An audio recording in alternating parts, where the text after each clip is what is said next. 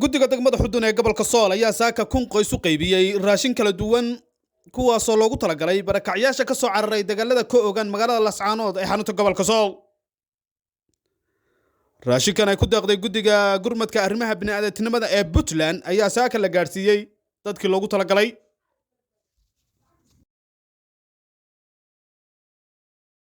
alxamdulillaah wabihi nastaciinu calaa umuuri diya wadiin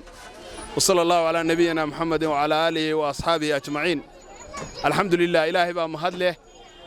runtii waxaan halka ku qaybinaynaa raashin nooga yimi gurmud kamasiimooyinka Puntland marka raashinkaas oo dhan kun qoys hawshii waa socotaa waad aragtaan dadkii maartay soo qaxay maartay Lascaanood xageeda ka soo qaxay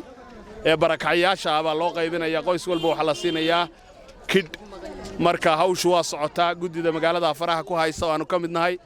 aad iyo aad baad u mahadsantihiin cid allaale iyo cidii ka qayb qaadata hawlaha bini'aadantinimada ama islaamnimada ama bini'aadantinimada waa u mahad celinaynaa dhammaan dadku waa dad tabaalaysan waa dad soo qaxay guryahoodii iyo hantidoodii oo dhan baa la burburiyay maalkoodii baa la burburiyay guriyihii ay 30 sanadood ku tabcayeen baa la burburiyay runtii qaarna waa dhinteen qaarna waa maartay barakacyaasha weeye waxaanu aad u gaarsiinaynaa fariintayada dhammaan wixii maartay gargaar ah ee bini'aadan ilaahay baa gargaar ah ilaahayna waa baryaynaa ilaahay baanu baryaynaa awalan inuu maartay ummadda u gargaaro dhibaatada iyo ninka daalinka ah ee Muuse Biixi Cabdi ee maartay dadka dhibaataynaya ee dadka laayay ee xasuuqay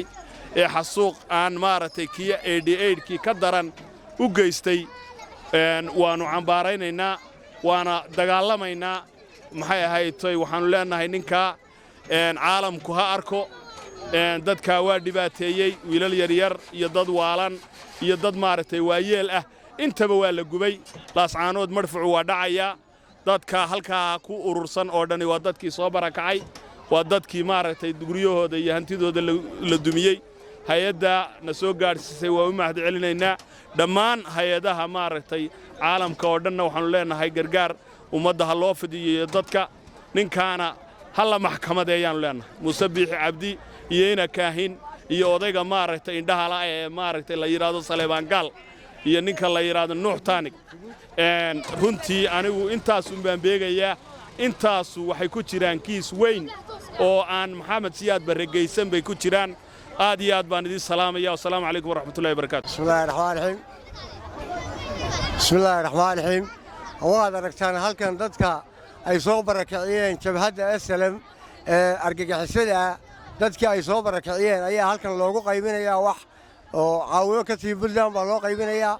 dadka argagixisada ee ku soo duulay Lascaanood ayaa soo barakaciyay guryahoodii bay gubeen